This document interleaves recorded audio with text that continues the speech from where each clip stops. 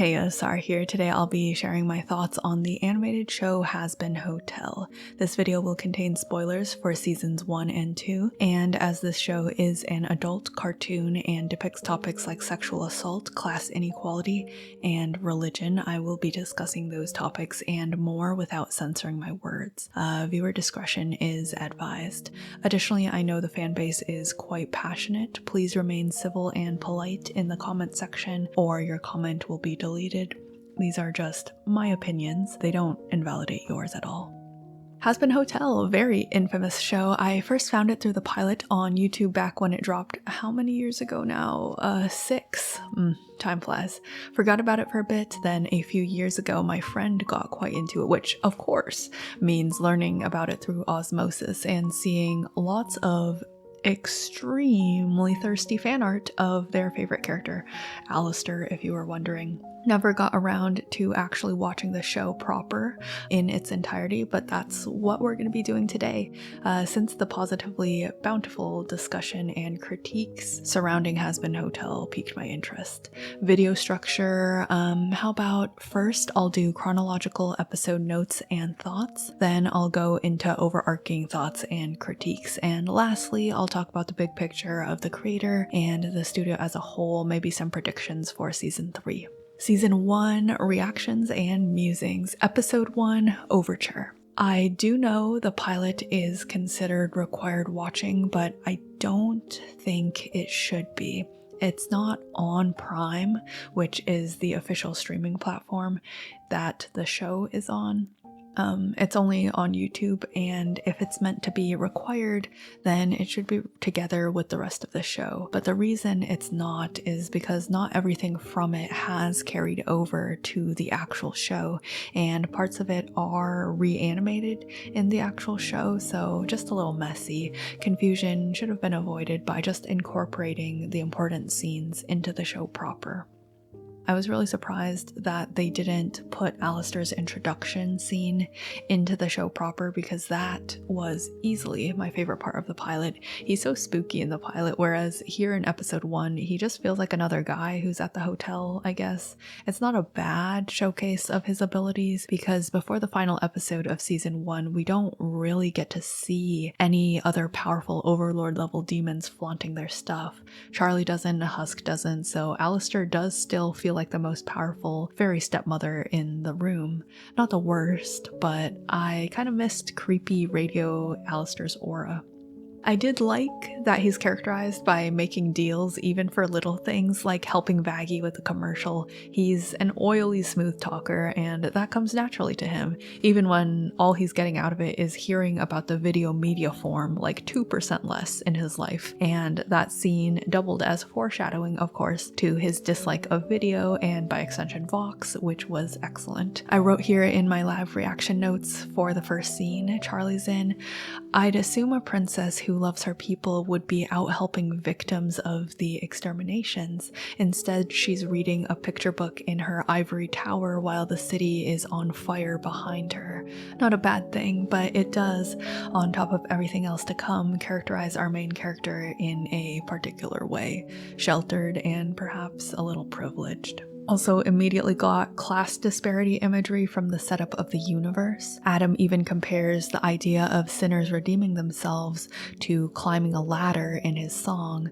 That expression is not uncommonly used when talking about climbing socioeconomic ladders, and coming from this angel from heaven parallels how the privileged in the real world don't want mobility for the lower classes. They feel threatened by the mere idea. Especially with heaven being depicted as a planet in the sky, I instantly got sphere imagery from the manga Gachiakuta, which is at heart a socioeconomic commentary about those born into privilege and those who are not as fortunate. In that series, the sphere is a floating landmass in the sky, and whatever the sphere doesn't find valuable, whether garbage or people, they throw down off the landmass into the area below they call the pit, which is a polluted garbage landfill. I also got reminded of the hole from the manga Dorohedoro, which is one of my favorites. The hole in that series being an underprivileged ghetto where the less fortunate live, and the more powerful and fortunate sorcerers and upper class in that series come down into the hole whenever they want and test their magic on the hole's residents. It's the haves seeing the have-nots as subhuman guinea pigs they can do whatever they want with without fear of retribution. With this privileged and underprivileged area setup we got in Hazbin, along with the concept of exterminations, there's a lot you can do with that. It just depends on what message the creator wants to convey. Everyone's favorite topic, the swearing, got about 10 minutes into the first episode before what I'd consider the first gratuitous swear. By that I mean a swear word delivered at a time and in a way I'd consider unnecessary, noticeable, and took me out of the flow a little. I tallied them on a notepad throughout my watch through. The distribution dramatically varies, but I'll tell you the tally at the end of each episode's notes. For Season 1, Episode 1, the count was 15 in total. Overall, not a bad first episode, but I really wish we could have gotten Angel's introduction, Alistair's introduction, Husk and Nifty's introductions, Charlie introducing the idea of the hotel on air with Katie, and the hotel looking a little shabby at first in the actual show proper. Episode 1 isn't not understandable without some of those scenes, but those scenes really help endear you to the characters and to Charlie's dream as well. Episode 2, Radio Killer. The full scene of Sir Pentius's turf war with Cherry from the pilot really should have been put into this episode.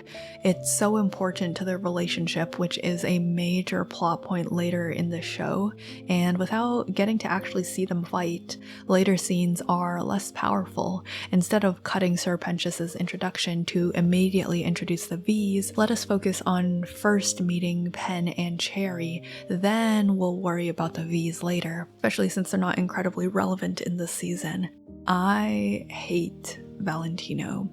With less screen time, his character is actually stronger, which is why I'd suggest cutting most of Val's lines from this episode. We don't need to know anything about him right now aside from the chain of voice messages that Angel plays. Nothing wrong with showing an abuser is multifaceted, but massive caveat, Val's introduction to the audience should be through Angel because he should only be relevant through Angel in Season 1. Though I did enjoy the foreshadowing about Vox's tech hypnosis abilities and the setup of a traitor at the hotel and the fake payoff of that plotline with Sir Pentius's brief stint as a double agent. That was nice foreshadowing for later events in Season 2.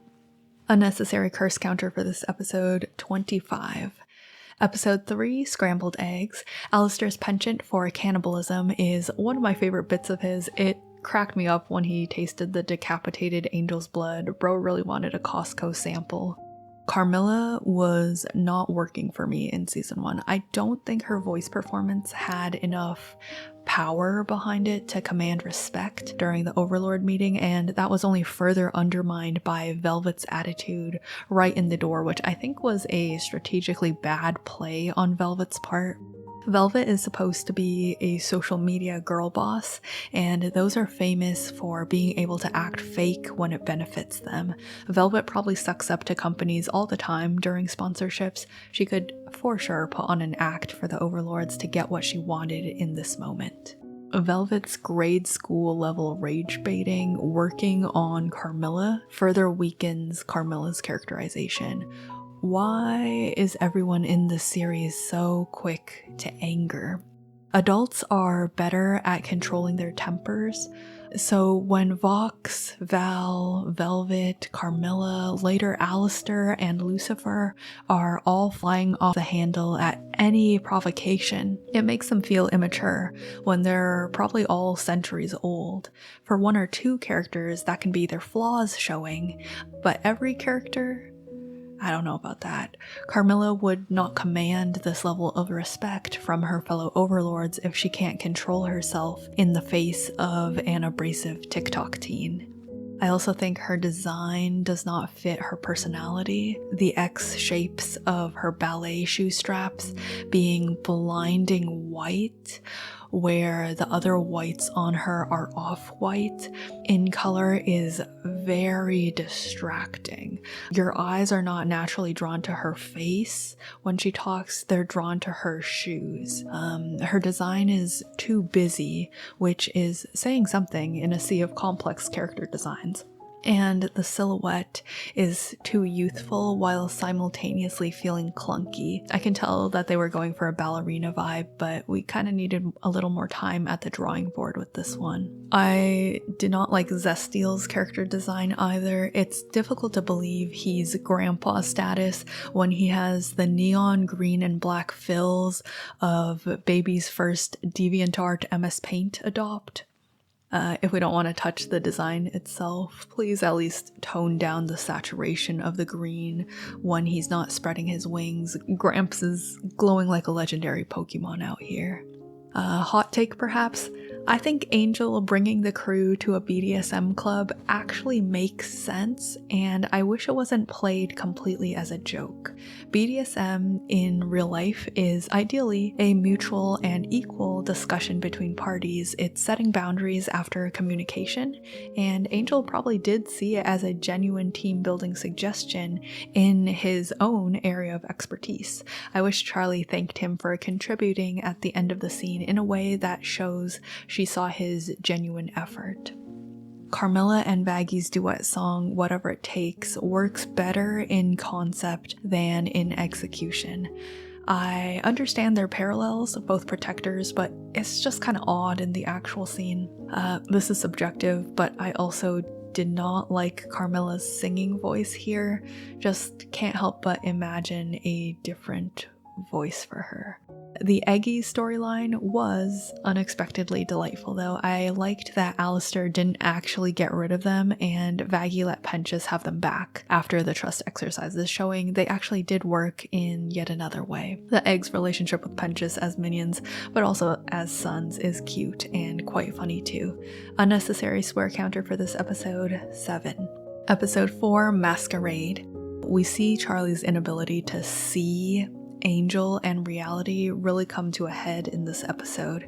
Angel has fantastic writing and voice acting so far, and his characterization is really solid. I quickly understood what they wanted to get across, that Angel's someone who puts on this hyper flirty and raunchy, jokey persona, yet at the same time does have some pride in what he does. So when Husk sees through that persona and says the porno Angel won an award for doesn't have value, Angel gets genuinely pissed before redonning his act and hitting on Husk again. When he leaves to respond to Val's call, he answers Charlie's entreaty for him to stay perfectly.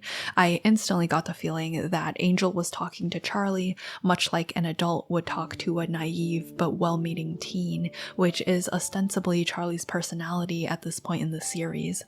Then, when Charlie shows up at Val's, Angel justifiably freaks out. I really liked his horrified reaction when Val licks Charlie's arm, because Charlie is not someone Val is supposed to touch and harass. Angel cares about her. The only one Val is supposed to violate in that way is Angel, is the mindset he's normalized. It's easy for Angel to cope when he sees what Val does to him as not that big of a deal, but when Val licks Charlie without her consent, Angel knows it's actually not okay, which in turn makes it harder for him to maintain his own coping mechanism. I thought Poison in Context was a good and horrific song, especially with the visuals. It starts off fronting and ends incredibly sadly, and that is very accurate to Angel at this point in the show. A poppy facade, an act over the awful reality of his life.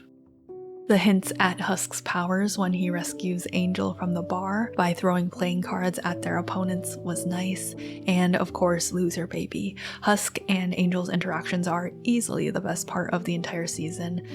Yes, like this is what I signed up for when I saw the premise of the show. I want to see struggling people forming bonds with others, getting help and support, and bettering themselves. When Angel yells, "It's not an act," that's progress. We're making progress. I've seen criticisms the writing here is telling, not showing, but I actually think in this particular scene it's fine. Angel saying this stuff out loud feels more like self-reflection than telling the audience. It can be valuable to put things into words for yourself, and it might be the first time Angel's done that in a long time. Adored the ending lines of that scene too, Angel saying sex ain't the only thing I'm good at, and Husk responding, good to know cause this guy ain't half bad. Excellent. Unnecessary swear counter 5, this was easily the best episode so far. Episode 5, Dad Beat Dad. Alistair being annoyed Lucifer showed up is amusing. Whether him antagonizing Lucifer makes sense depends on his end goal at the hotel, and we haven't learned that yet. So does their rivalry make sense, or would it actually be smarter for Alistair to be on Lucifer's good side?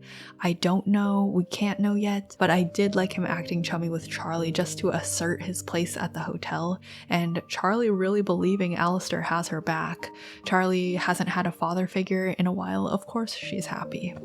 That being said, the presentation of Alistair's mythos in hell through Mimsy was kinda lackluster. She immediately undercuts the fear factor by saying he's not that bad anymore like twice. Why can't Alistair be that bad anymore? He's a sinner. This show is about improvement. Alistair can be a bad person. It's okay if he is. I also feel like this story could have come from any of the sinners, which would have emphasized just how famous Alistair was in his prime. You didn't have to know him personally the way Mimsy did to have heard tell of the radio demon.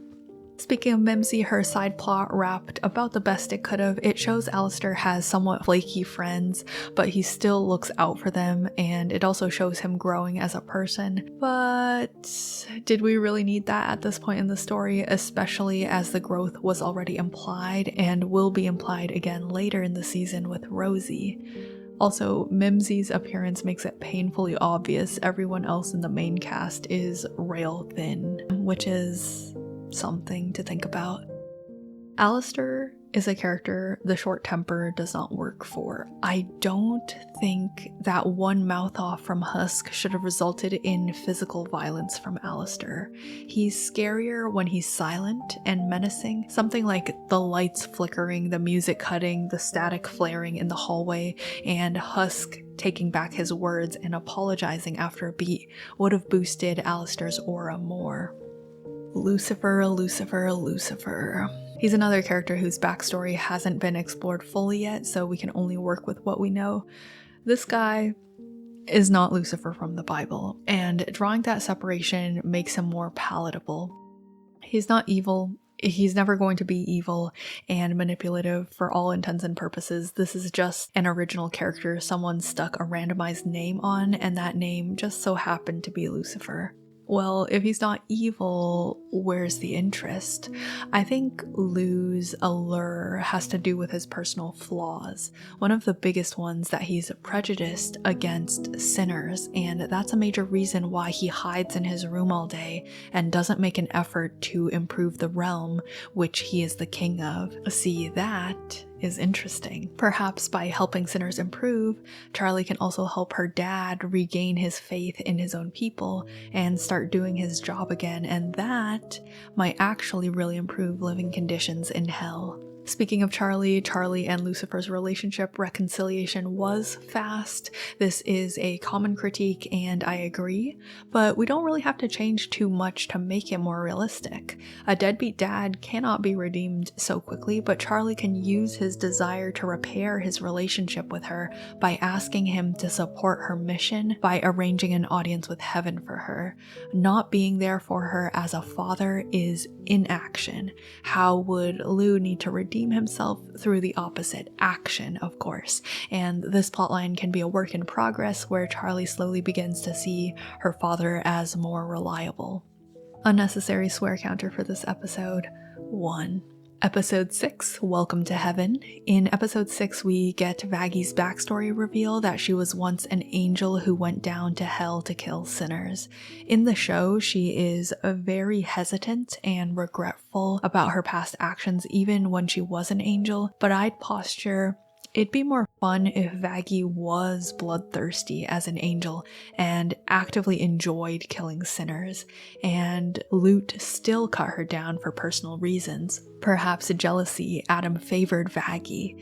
Then Vaggie could be the first success of the hotel, which would strengthen why she believes in Charlie so much. After all, Charlie is the one who saved her. If Vaggie feels redeemed by meeting her, of course she would believe in Charlie's dream. She's got personal testimony.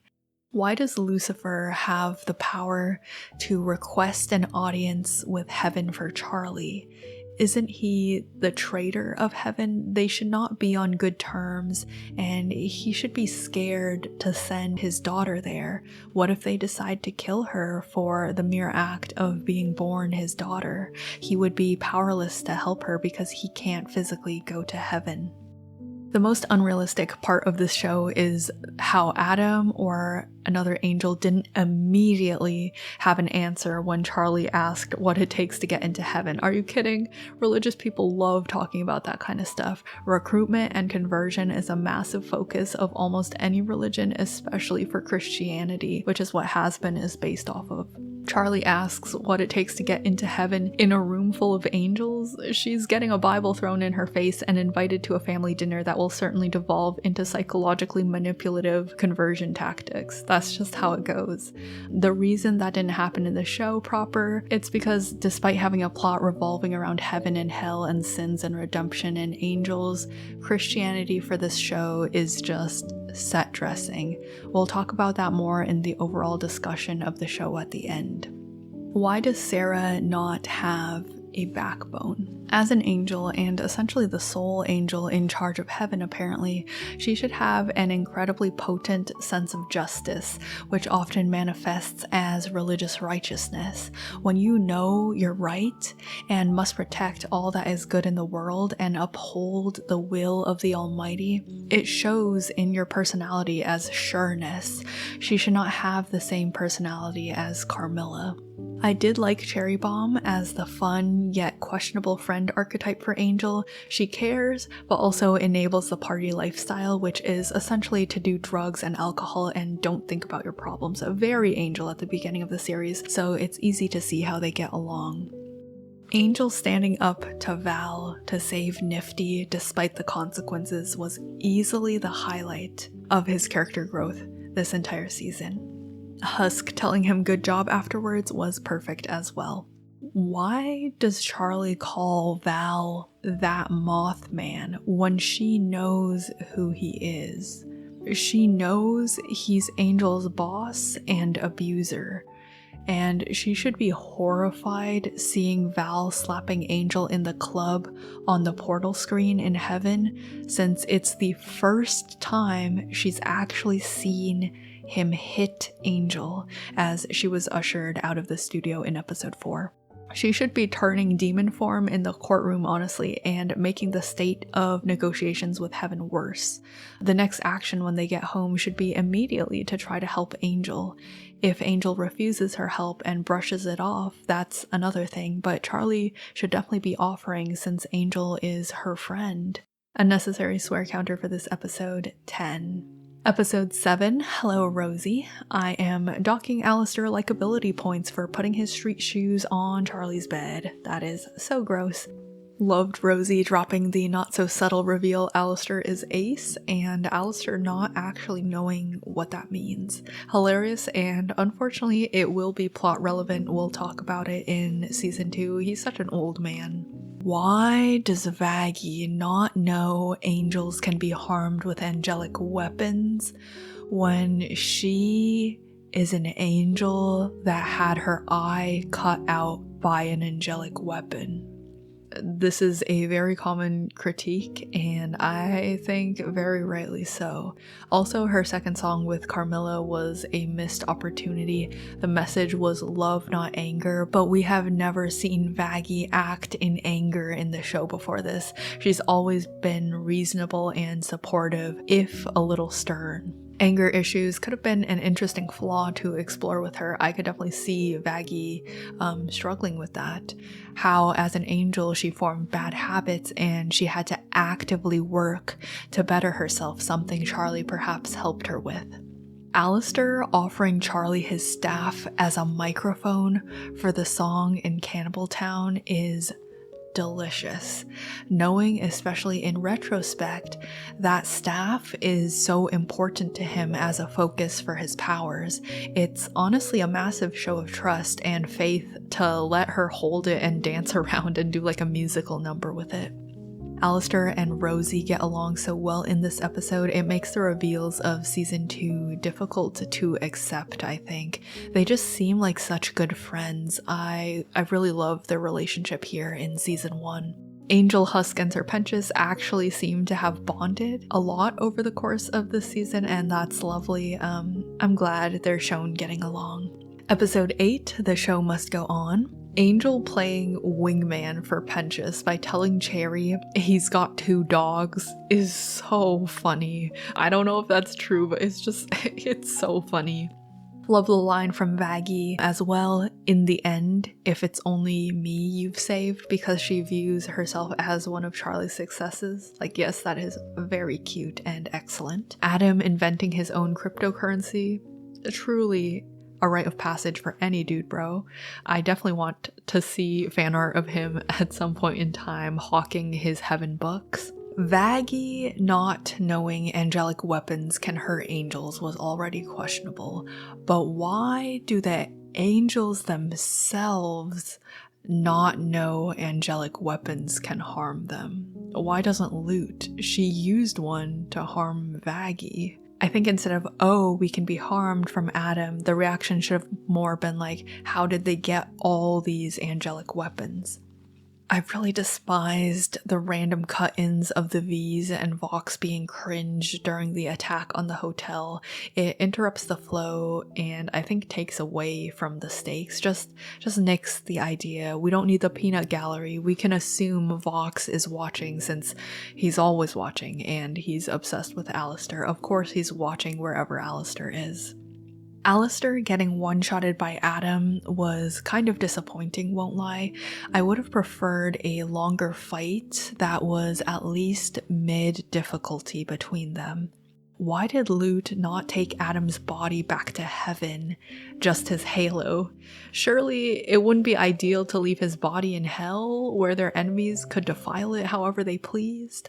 We know that angel bodies don't dissolve into light or anything when they die based on Velvet's head throwing scene.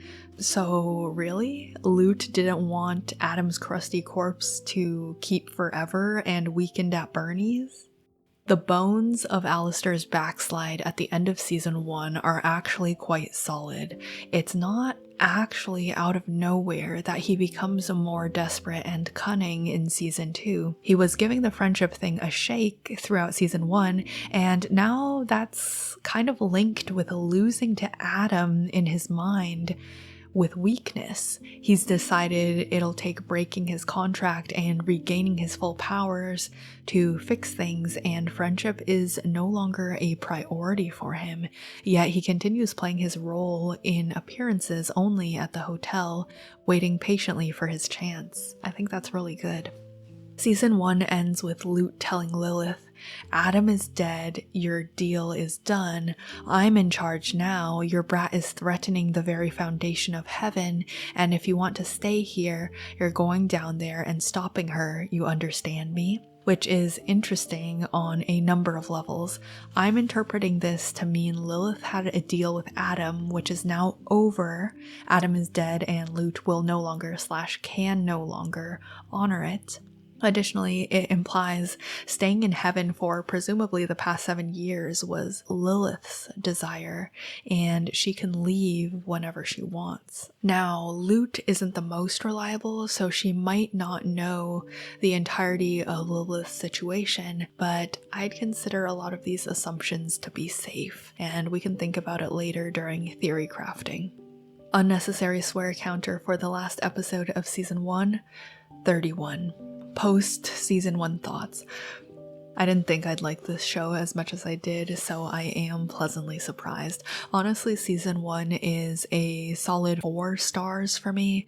4 stars for enjoyability and butter smooth animation, -1 star for the excessive swearing and parts that needed edits, +1 star back on for the sincere depiction of Angel and Penchis and Husk, and the hotel working by nurturing the bonds between people. That was really good. I thought the pacing of Angel's development here was actually great. While it's stressful to know he's still under Val's contract by the end of season 1, it makes sense. The high point of that storyline in the first season is him standing up to Val at the club, and yeah, that is big development because changes in mindset take time. The crew swooping in and saving Angel immediately wouldn't necessarily be good writing because it's unrealistic to how ingrained abuse works in real life. Angel needs to choose to save himself and want better for himself and ask for help for the change to stick. Though, if I had my way, by the end of season 2, Angel would be free because his friends see the effort he's putting in and give their all to finding a way to save him and nullify the contract. Personally, instead of Adam, I would have loved to see Nifty kill Valentino by stabbing him repeatedly. That should be the culmination of the recurrent joke about her being a man-eater. It'd be an extra spit in his moth face if Nifty bites him afterwards and says he tastes gross. By saving Nifty at the club, Angel inadvertently saves himself in a way. Yeah, I love that kind of stuff.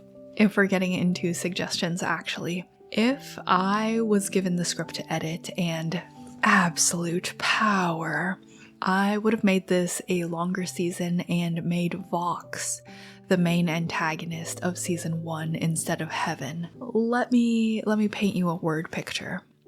Vox sees Alistair's back and tries to take down the hotel. Then when Vox inevitably fails and gets his head kicked off by Val at the end of the season, that can be a setup for Val to be a major antagonist for season 2, which would culminate in him getting taken down and the crew freeing Angel. And if instead of Adam, this nobody, if the character who defeats Alistair at the end of season 1 was a Vox, it would make Alistair's crash out feel much more justified. Getting embarrassed by this person he doesn't take seriously would be a major blow to Alistair's pride and show, not tell, us that Alistair is weakened by his contract. Because as it stands, the entire season we see him looking pretty strong. Adam is the only challenge for him at all, and that fight feels so jarring as a result. It's strange because if angels are so much more powerful than sinners inherently, then Alistair would know better than to pick a fight at all with Adam if he's putting on a front to Charlie that he's still super powerful when his power is actually diminished. And if archangels are not inherently always more powerful than sinners and Alistair and Adam are actually somewhat equally matched, that doesn't show in the fight itself, where Alistair throws Adam around a little and then gets one-shotted the second Adam lands one attack back. I actually think weakened old man Alistair is a hilarious plot idea, by the way. Like, yes, I'd love it if all season 1 is bravado on his part, a lot of flowery showmanship which plays into his slippery, manipulative nature. He can do all these things that none of the others can do, but are they truly that impressive? Because he's our first overlord we get to see in action, and as the audience, we don't know better, we think he's awesome. Husk and Nifty wouldn't be able to say anything about it even if they do notice because they're under contract to him.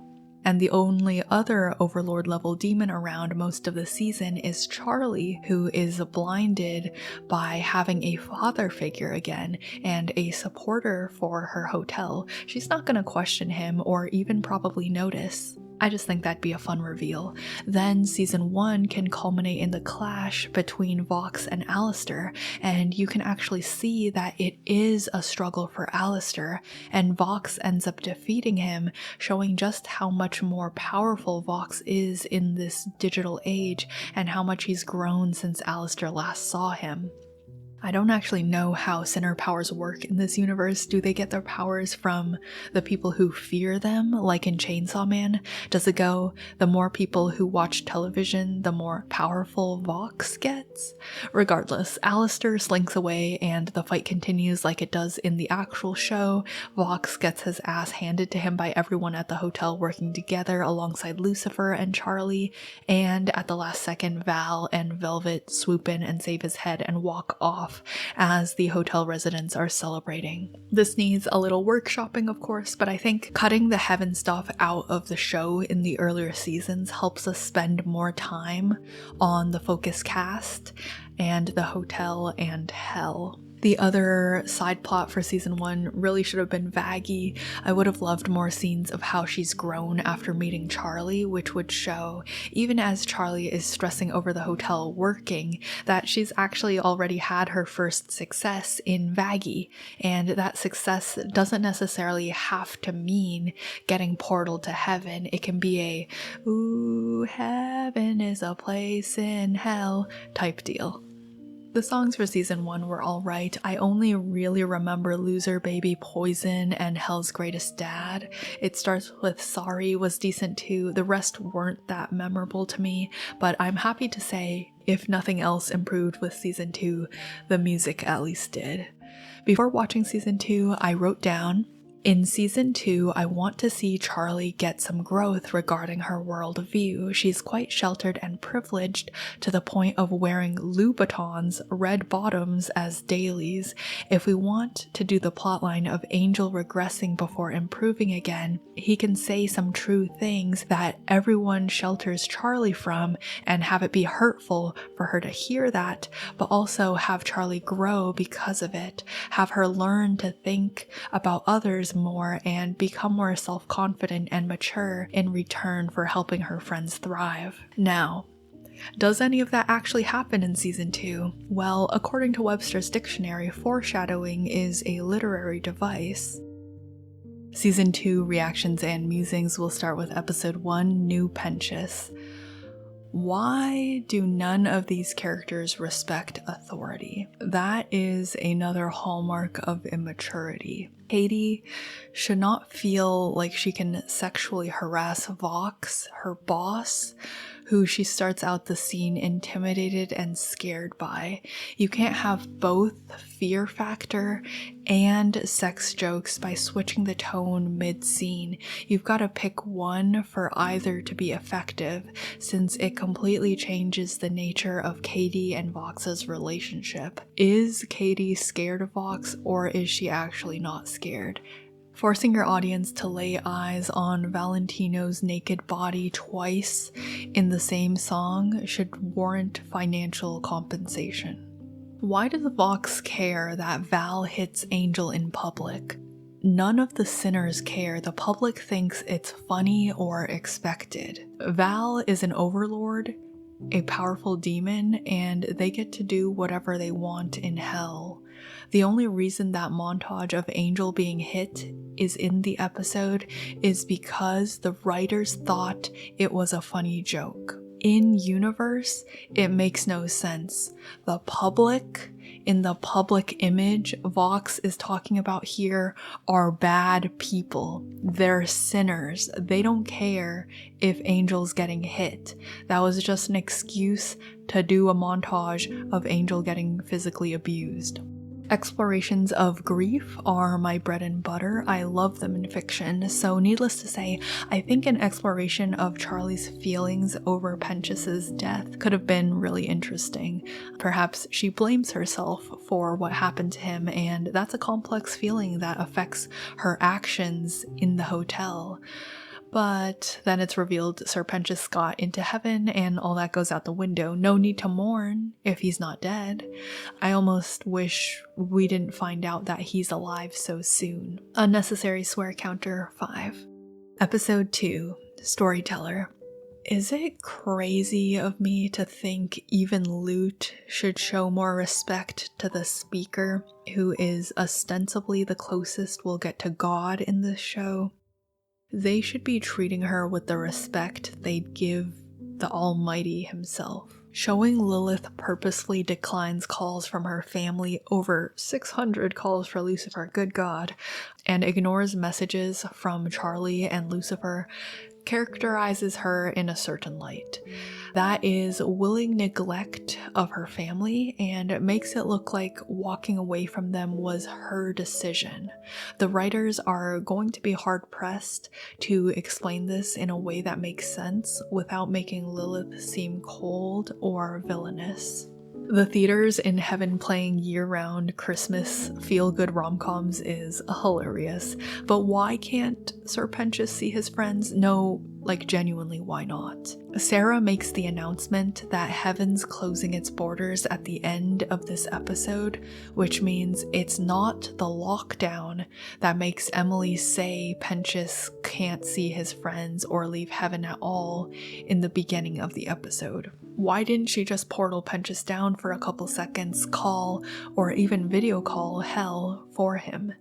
Maybe winners can't make portals, but Emily is an angel. She can do that for him. In this particular episode, we can say maybe Sarah said no because she doesn't trust him completely yet, but later in the season and in the future, that line of reasoning will not hold. It feels contrived. I still don't understand, after watching all of Hazbin Hotel, why Pentious couldn't have just seen his friends in this scene. I loved Sarah's song with the speaker and how it showcased the despair she felt, because a lot of religion is like that. No concrete answers and a lot of blind faith, which at times can be quite frustrating. Why is Sarah the only archangel in charge of maintaining heaven and security and making policy decisions? Of course she's going to be stressed out. Her coworkers aren't pulling any of their weight. She should have more counsel than Abel and the freaking door boy. We see 6 more high angels come together at the end of the episode to erect the magical barrier around heaven. Could they not also offer her counsel so the entire weight of heaven isn't resting on a single individual's shoulders? Gravity is easily the best song of the season. I've looped it probably upwards of 30 times since finishing watching the show. It is so catchy and so good. But why was it here? Yeah, Lute didn't do anything major, but she actually doesn't do anything minor either. Much confusion. Regardless, I loved the destruction of Adam's room during the song, showing that grief can be really destructive and almost nonsensical. I loved Lute walking on walls, the breaking of glass, and of course, the imagery of Lute falling with the broken glass. That was very intentional, and I'd imagine foreshadowing to the fact Lute will fall, showing that there is an opposite to redemption, that angels can corrupt and goodness is a continued choice. Which actually, yeah, we know angels can fall because Lucifer, but the contract of Sir Pentious and Lute's character arcs would be lovely. Also, if it is foreshadowing, they're not slick, because what does gravity make a dropped object do? That's right, fall. Unnecessary swear counter 2. Episode 3, HH Behind Closed Doors. Emily didn't offer it, and she was in a rush, but I would have asked for proof from her first before going all out and acting like Pentious being redeemed was the absolute truth. Like, oh, my dead friend I was grieving was redeemed and is with you in heaven. Really? Can I see him? Is he okay? I really want to see him. Why is Charlie's first thought after learning Sir Pentious is in heaven to blast it from the speakers and not to have a quiet moment with her friends and the others who mourned him? Was Pentious not Charlie's friend too? Why is she acting like he was an unknown rat in a successful case study?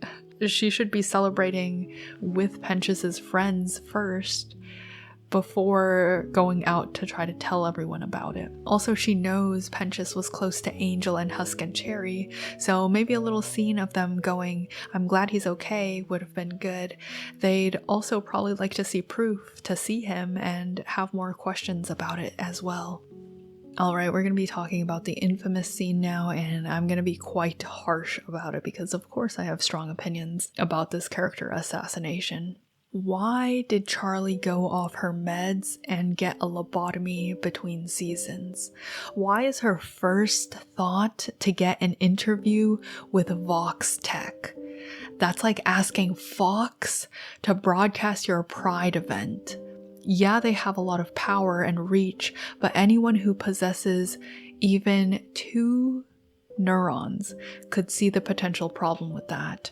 Also, at this point, Alistair is still acting buddy-buddy with them. She should request he do a broadcast or something first at least, and maybe have him refuse flippantly to disguise his lessened powers in the video age, especially after his defeat. But of course, Charlie doesn't know, she just sees that he's saying no to helping her, which is why maybe she has no other choice but to turn to Vox. Also, asking Alistair to do a radio broadcast would be a really cute and subtle way of showing Charlie noticed Alistair got grumpy the last time Charlie asked him to make a video commercial instead of a radio one in season 1. From Charlie's perspective, Alistair has been a fantastic and super supportive member of the hotel crew. She would definitely consider him a friend and maybe ask him for help before going to Vox.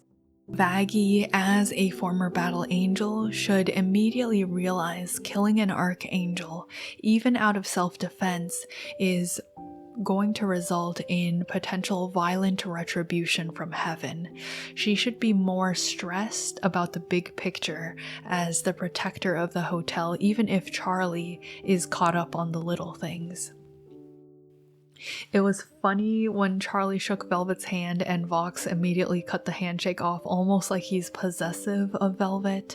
I don't know if that was the implication, but that's how it came across. Amusing and subtle if so. Why is Charlie so childish in her presentation of the important information to the V's? Is she not an adult woman?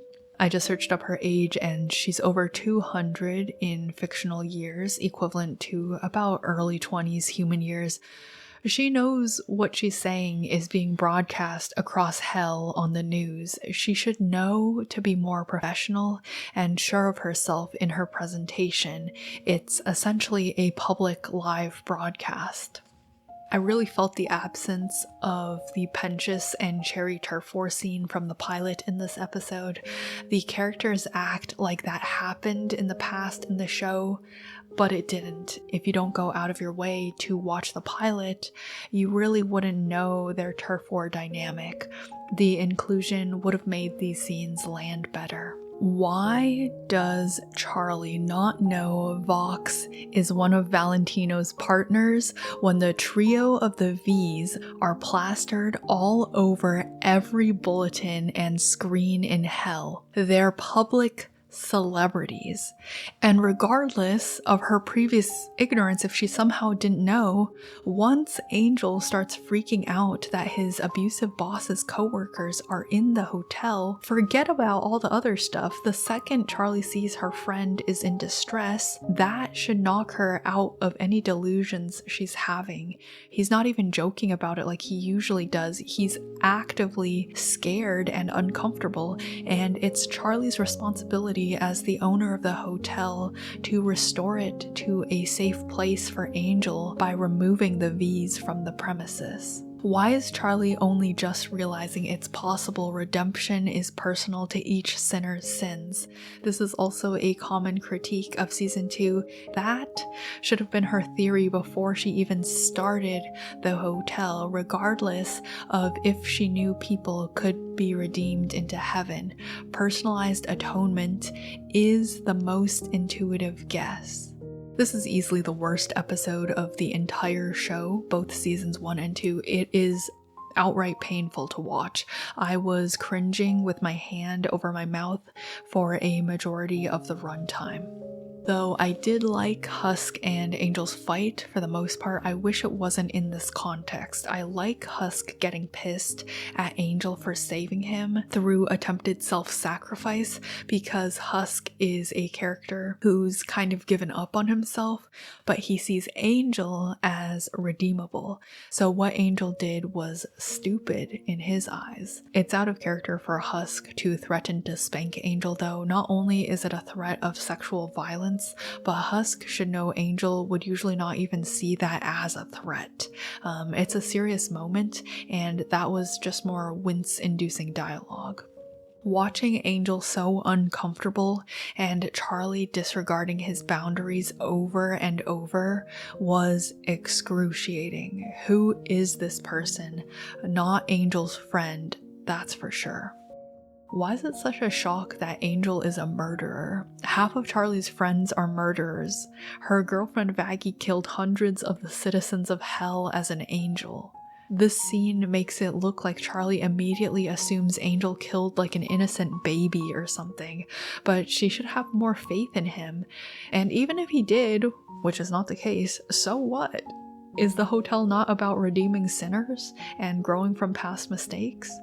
I did like that Vox asked Charlie if she believed even he could be redeemed at the end of their interview, and he seemed to find some genuine amusement in her answer.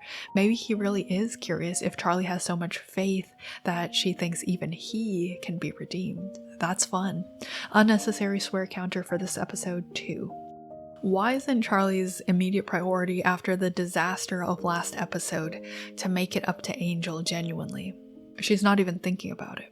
I still dislike Alistair being so easily rage baited, this time by Lucifer.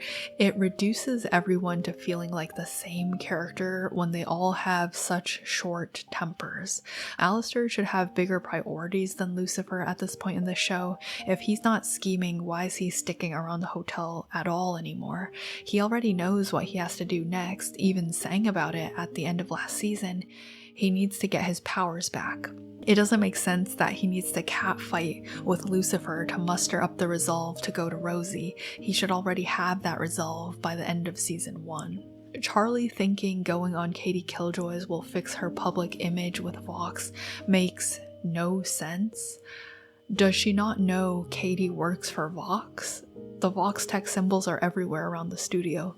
There's no guarantee what they film at the studio will be aired live. On top of that, Vox is a media demon, and his coworker Velvet has editing skills so fast it can be considered sorcery. They can just magically edit and warp the footage before it even goes live. Again, they're magic overlords. Loved Alistair's ugly pink suit and that he brought fingers and flowers to curry favor with Rosie. But why does he immediately start fumbling the actual discussion?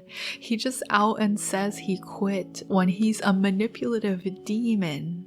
Smooth talking is what we know him best for. He would obviously be more tactful and frame it as, Charlie redeemed a sinner. Don't you see the great work I've been doing? Why not give me a little more slack on my leash? Instead of saying he quit, which is obviously not what Rosie wants to hear, seeing as she's the one who told him to go there apparently in the first place. I really think that's a retcon from the pilot, which I don't like. I think Alistair coming to the hotel should be his own choice, whether that's out of boredom as he says or for another reason. Human Alistair speaking French with the fake French laugh definitely made me cringe. Minus 50 attractiveness points, am I right? No, but really, what was that? He's also kind of ugly as a human, not as ugly as Vox, whose flashback we get later, but man, are human designs not Viv's strength. They look really strange. I think Rosie should have been the one to reach out to Alistair instead of the other way around, because she likes the nature of his sins, and she should have been more manipulative in her wording. Selling away your soul is a big thing, And even as a human, Alistair should have been smart enough to know he was getting himself in a situation which could spell trouble later since it's so vague. At minimum, have him negotiate with Rosie first and think maybe that he's pulled one over on her, which obviously just plays into her hands. As is, Alistair just looks really foolish here for accepting a demon's offer without question. Why does Alistair say he's been running around doing Rosie's bidding for years at the hotel when it's only been, a couple weeks, months, max? In season 1, we learn Rosie hasn't seen Alistair in 7 years. Are they retconning that fact and saying the reason Alistair was gone was because Rosie made him do something in that time, when season 1 definitely made it seem she didn't know where he was either? Also, why didn't Rosie fix his staff? It's not like he even asked for more power than before. If she wanted him to stay at the hotel and keep working, would it not make sense to grant his request on the condition he needs to go back there and keep doing what he was doing? Separate, these details are okay, but together, they make no sense.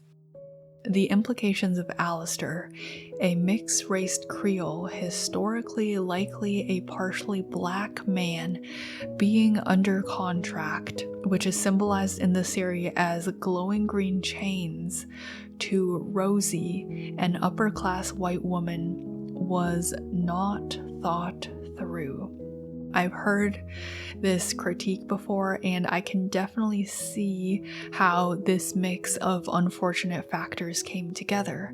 The showrunner thought that one dude from The Princess and the Frog was really cool and wanted Alistair's magic to be like that, but voodoo is a real-life practice and she didn't want to get cancelled, so she made Alistair a person who would historically be able to practice it, and she didn't think any further than that. I don't know what the best solution to this would have been, but there were definitely alternatives for sure. Some possibilities are making Alistair a fictional race, changing the symbols of his magic to not be voodoo symbols directly, minimizing Rosie calling Alistair her pet and putting him in a cage and dancing him around like a puppet, or maybe even making Rosie black as well. These kinds of things are what sensitivity readers are for, and why a diverse writing team is important. Even if there was no intent behind it, that doesn't change really the end result and how other people might interpret it, right? When Katie calls Charlie Charles, that's actually kind of funny. I kind of cracked up, especially if Charlie is a trans woman and transphobia is another prejudice Katie has on top of her homophobia, especially if Charlie is just cis and Katie is so transphobic. She's being transphobic to cis people. Again, it's hell. Sinners being bad in hell is okay. I get Vox has a crush on Alistair and can't think straight, when Alistair offers him power over himself, but really, Vox knows what Alistair is like, yet he doesn't stop and think the offer is suspicious, not even for an instant. Also, from Charlie's point of view, Vox just kidnapped her friend. Alistair being paraded around looking miserable on national television, surely the immediate next plotline is trying to help him, right? The others might say, oh, Alistair is fine, he can save himself, but Alistair is like Charlie's substitute mother figure, and he's always been decent to her. She's not even going to try and help him, not even voice the desire to do so. Why does Vox know Alistair doesn't have a tail? How did he find out that information? Because I know Alistair did not tell him. The fake out that Vox was actually sleeping with a Val and not Alistair was pretty good, because the alternative has horrible implications, and that's definitely what the scene at first was implying. But also, making Alistair watch is definitely a crime as well, of some sort. Also, is this implying that Vox flashed Alistair when he stood up from the bed? Head in my hands. I think Alistair should have played up how much he believes in Charlie when Vox is questioning him. By putting on a full "I believe in the power of friendship" act, it might even rage bait Vox more since he turned down a partnership with Vox, but is now joining hands with a nepo brat like Charlie. Vox would blow a fuse, and it just seems like a fun kind of act for Alistair all around. He would love that kind of thing. Alistair's voice being able to play out of speakers and radios when his mouth isn't moving was fantastic. Loved that. Super creepy and also makes a lot of sense. The Vox and Alistair bar scene.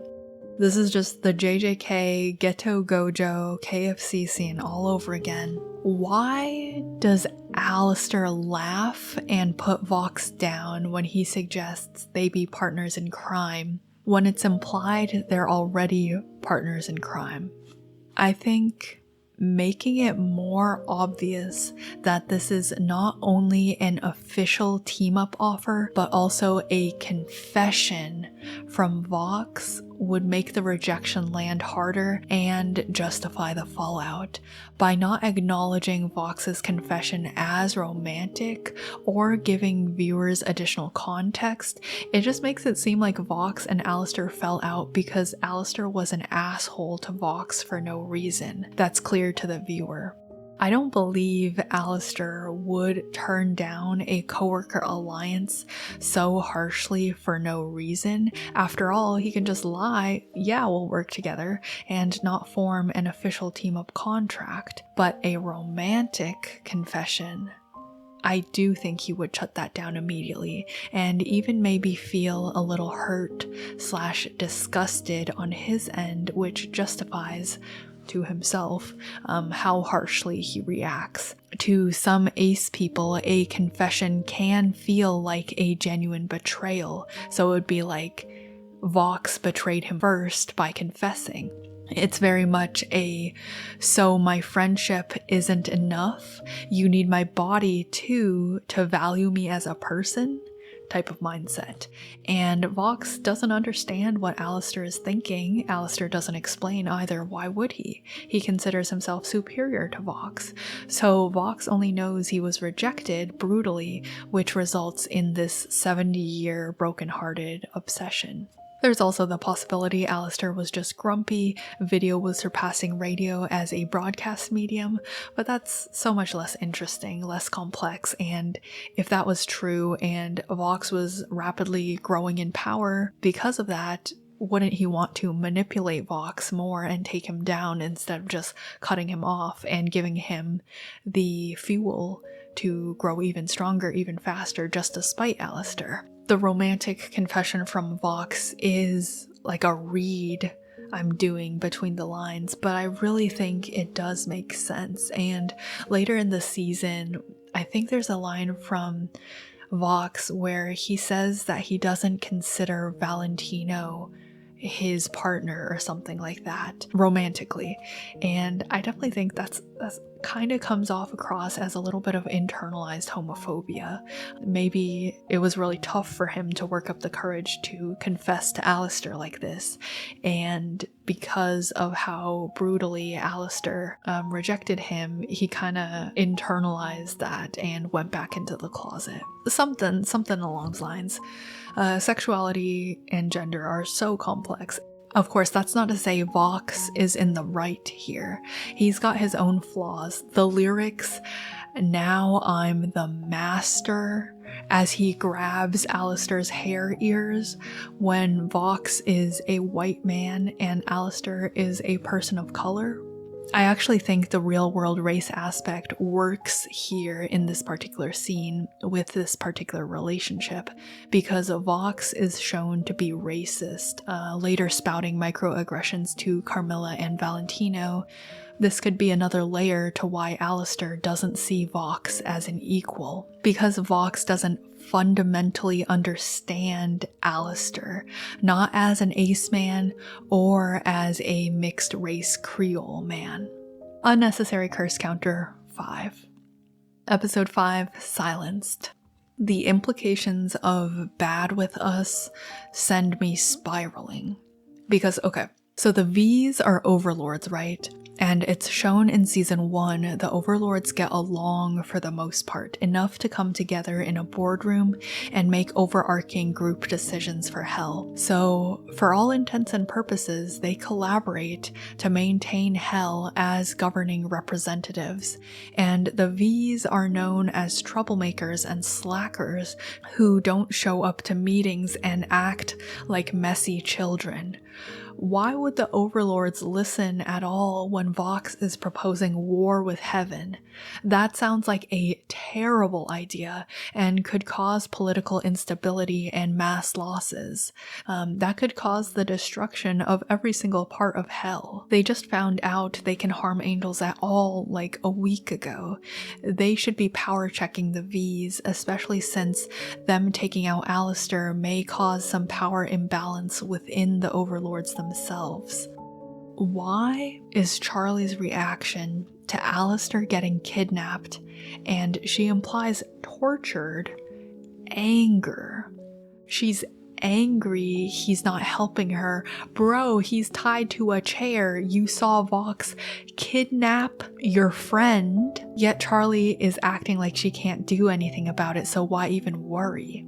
Charlie, you fought heaven and angels to protect your friends. You can't at least concoct a plan to sneak into Vox Tech and undo his ropes or something, or help him even in the slightest? There's no desire to aid him at all? Okay, I'm gonna ask a question, and maybe if I take a page out of Alistair's book and keep smiling while I do it, I won't blow a gasket.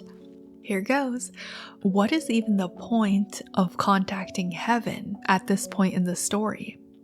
When the end goal of the hotel in the first place was to redeem sinners in order to save them from heaven's exterminations. The only reason Charlie is trying to redeem sinners is to save her people from being massacred. If heaven has somehow decided to go defensive instead of offensive as a result of them killing Adam, that's the best case scenario. Heaven leaves hell alone and no longer performs exterminations. And if they do come, everyone bands together and fights back now that they've proven they can and learned about the angelic weapons. At this point in the story, the only reason to try and contact heaven is if they want to FaceTime Penchus. Why does Penchus not offer to go with the angels as a mediator when they go down to hell? I mean, Emily told him he can't go to hell, but he doesn't even want to ask the others. Maybe they have more power than Emily, he's not sure about that. Or maybe their laws have leniency in times of crisis like this is. He doesn't want to at least try? Okay, so people say the gift basket thing was stupid for Sarah to allow. I actually think it's not the worst scene, because the heaven scenes have a sense of not being grounded in reality. There is no such thing as foolish optimism to angels who are never wrong. Sarah should, however, have stepped in and said no when Charlie proposed they go to the Vox rally with the baskets, as mobs getting violent could put Emily in danger. Also, the gift baskets are not framed as an apology to all of hell initially necessarily, mainly an apology to Charlie and the hotel, and I kind of think that's fine. I really think Emily's naivete shows here, as she didn't personally kill any sinners, so she just views it as something heaven can apologize for with the 2-word "I'm sorry" and promise to do better and move on, when in reality something like genocide causes generational wounds and requires systematic change to prevent from happening again. I liked that Vox used Lilith's legacy as a tool to manipulate the masses and stir them up. Quite realistic. However, the Trump reference made me cringe so hard. Then, the creator had the nerve to go on social media and rant about not wanting to get cancelled because of it. Like, no, Viv, Season 2 Charlie may be brain dead, but your audience is not. Choosing to write that and leave it in was absolutely a choice. Also, they did not have to make Vox say that he's the Führer. Like, okay guys, yeah, we got it. That made me roll my eyes as well. Vox's faux angelic form was impressively animated though. I don't know how they pulled that off, especially the rotating camera, but it looks fantastic. He looks fantastic. Instead of having Charlie blow up at Lucifer and Vaggie and ordering him to leave the hotel, I think the writing would be stronger if Lucifer, upon failing to intimidate Vox at the rally, ran away. And when Charlie gets back and sees he's gone again, and she calls him and he doesn't answer, she has an, "oh yeah, my deadbeat dad is unreliable" moment, and their relationship is damaged by it because wounds of abandonment don't heal so easily. She's reminded of all those times she needed support and he was too wrapped up in his own little world to help her. That, more than his failed attempt to intimidate Vox, should be what angers her the most. Unnecessary curse counter 3. Episode 6, Scream Rain. Husk's regression song was excellent, another banger from the season. Carmilla works a bit better in season 2 for me. Maybe I got used to her. She was speaking facts when she said, "Why do you insist on heaven being the answer when you know firsthand what they're capable of?" So true. Seeing Vox manipulate Valentino by playing on his lust was great. I still don't want to see Val on screen unless he's actively dying though. Less of him, please. Love is Easy is a great song, super catchy, stuck in my head all the time. But why did Charlie not actually apologize for what she did, and why has she still not made it up to Angel? Has she actually learned her lesson? I think the answer is no, because she justifies her actions by saying it was due to her mommy issues. Like, okay, it's alright that she has mommy issues, but that doesn't mean that she can treat other people like she doesn't see them as friends. Also, Yuri is great, the bedding dresses were super cute, and they look awesome in them, but there is a time and place, and it did feel a little bit weird in that scene. I don't want to watch Vox hit Angel for an extended scene.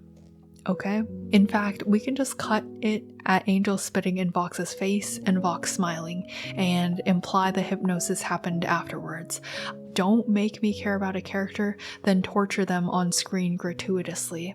The only thing the violence implies is Vox is jealous Val likes Angel, but I don't care.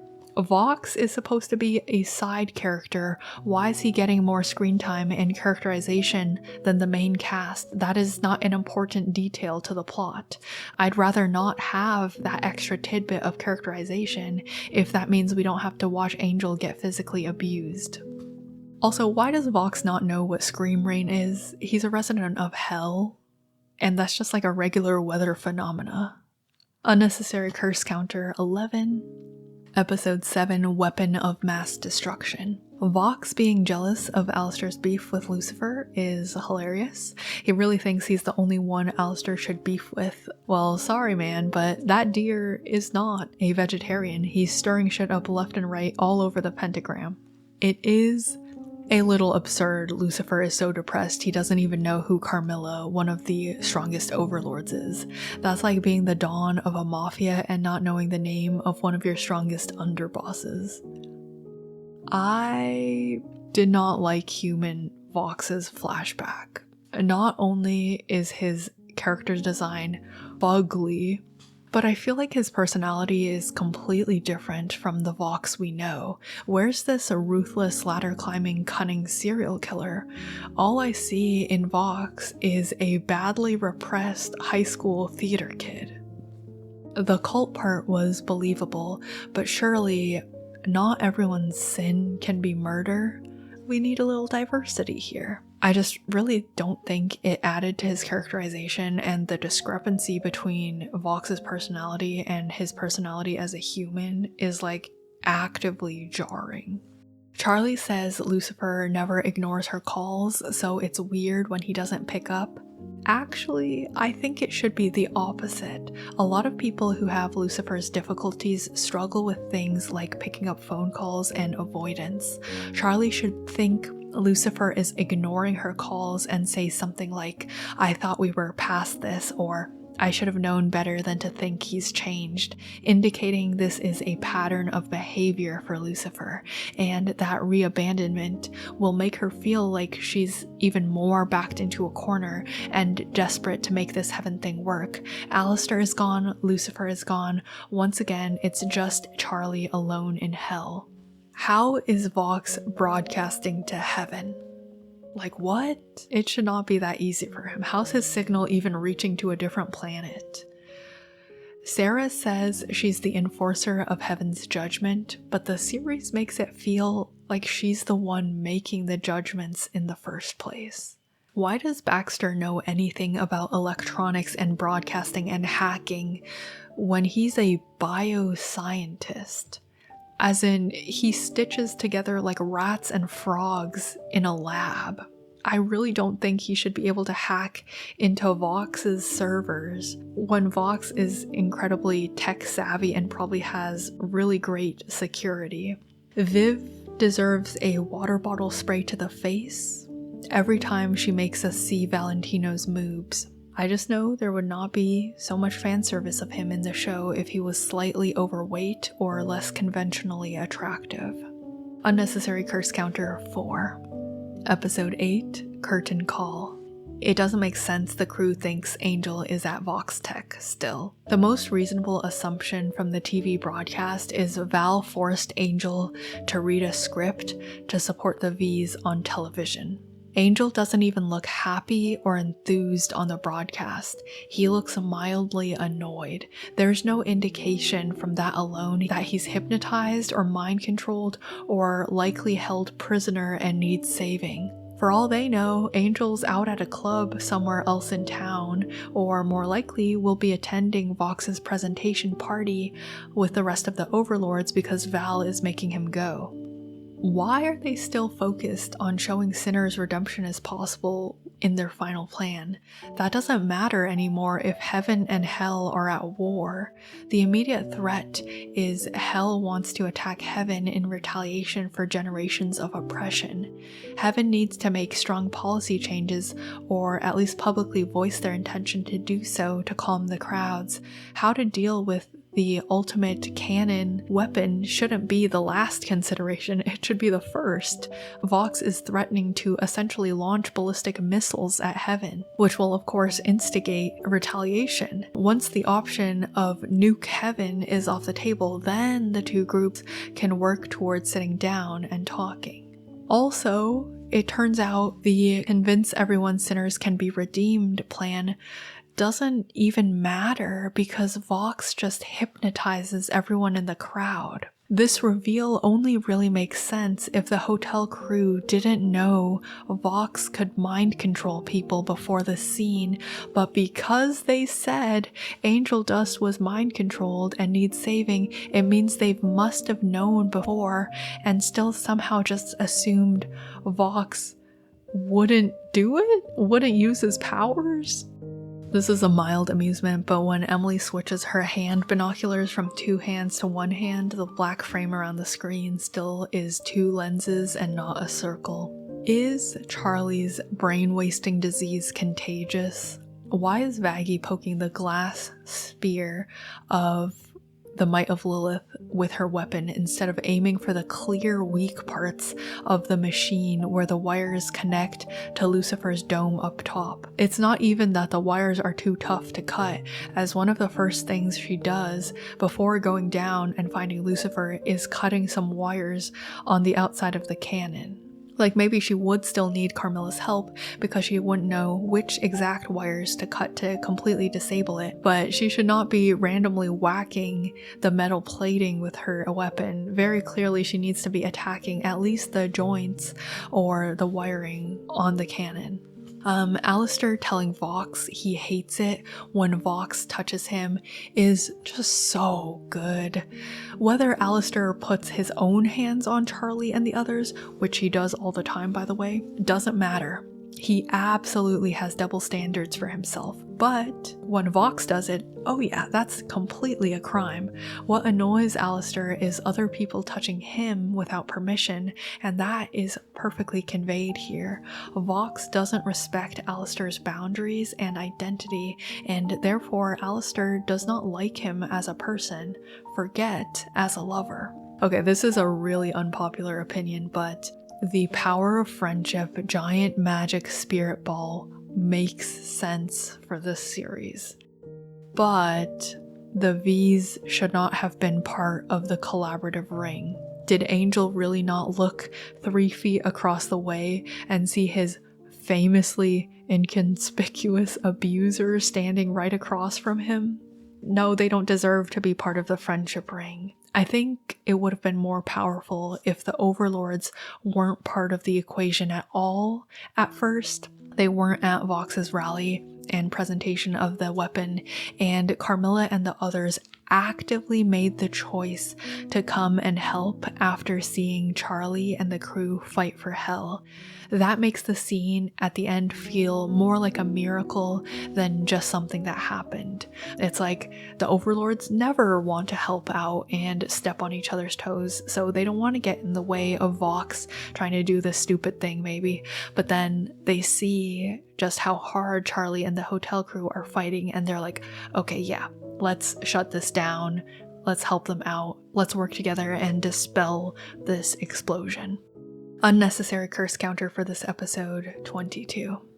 Post season 2 thoughts. Season 2 was admittedly kind of rough. There were still parts I enjoyed about it, but the lows were real low, maybe 3 stars overall.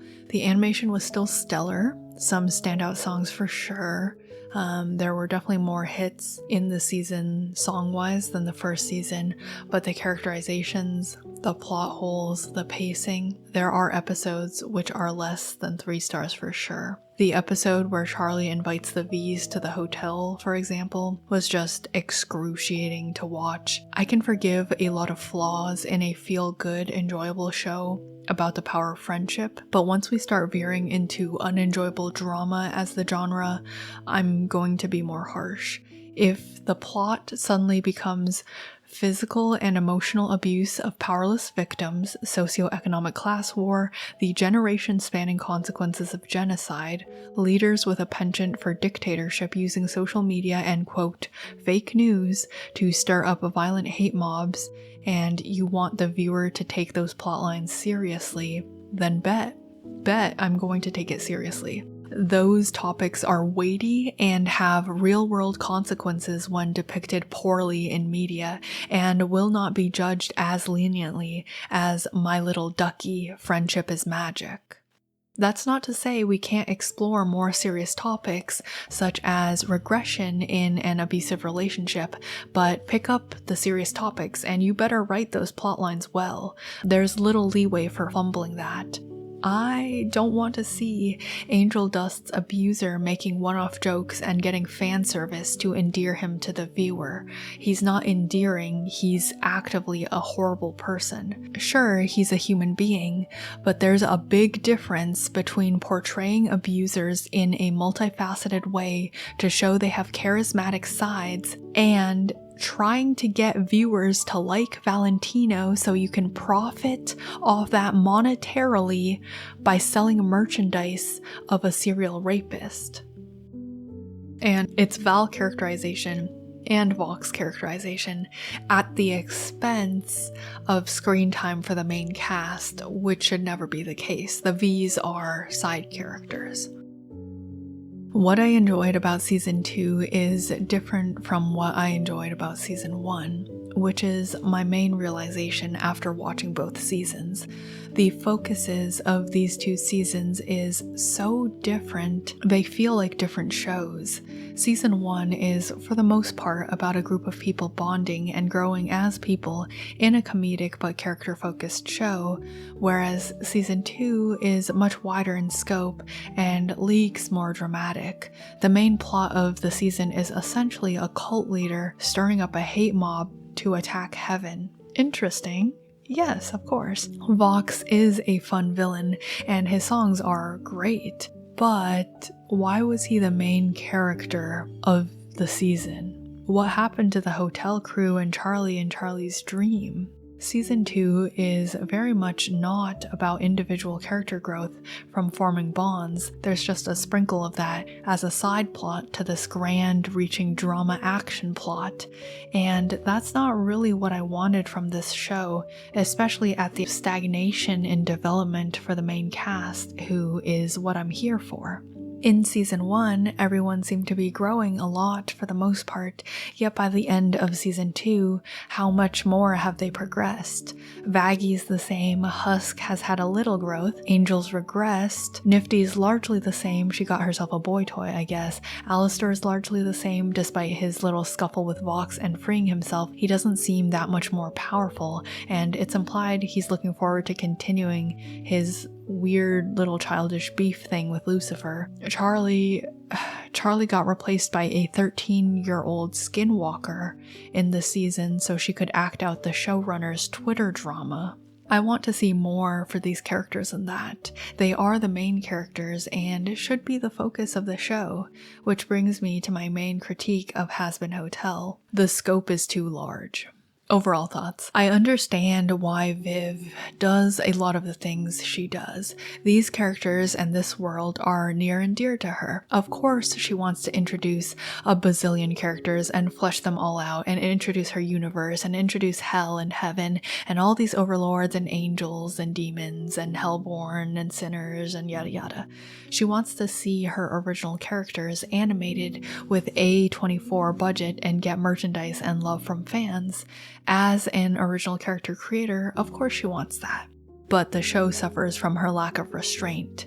By speedrunning all these character introductions and flashbacks and plotlines and worlds and races and power factions in such short seasons, only 8 episodes each, it leaves each individual element with very little room to breathe and develop further. I really think we should have saved introducing any angels or heavenly plotlines until at least season 3. That would give us more time to learn about hell, the power hierarchies and state of hell, and to sit with our main characters at the hotel further.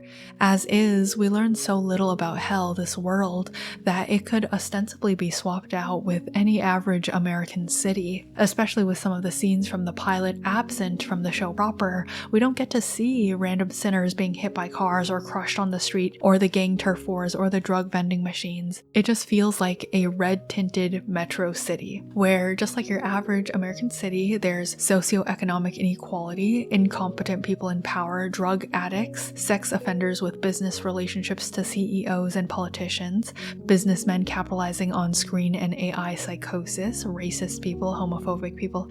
Actually, I think hell is more accepting of queer people than the average American city.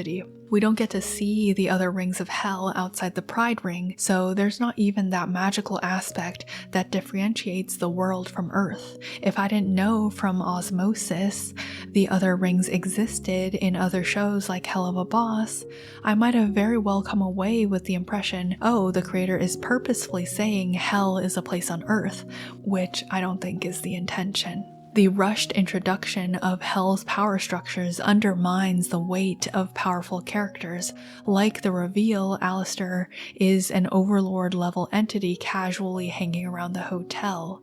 The overlords are the parliament essentially in power, the oligarchy of the city. Having a member stroll up and knock on the door is a big deal. That's crazy and even more suspicious. Like, why did this member of Congress casually decide to throw in his lot with what comes across as a naive teen girl in Charlie?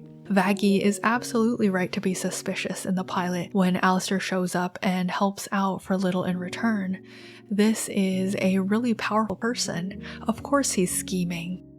But the bordering on childish characterizations of some of the overlords and Vox and Velvet when they interact with the overlords undermines their authority as a whole and leaves the viewer thinking, oh, maybe they aren't actually that big of a deal. The overlords go from feeling like Parliament to feeling like a neighborhood book club.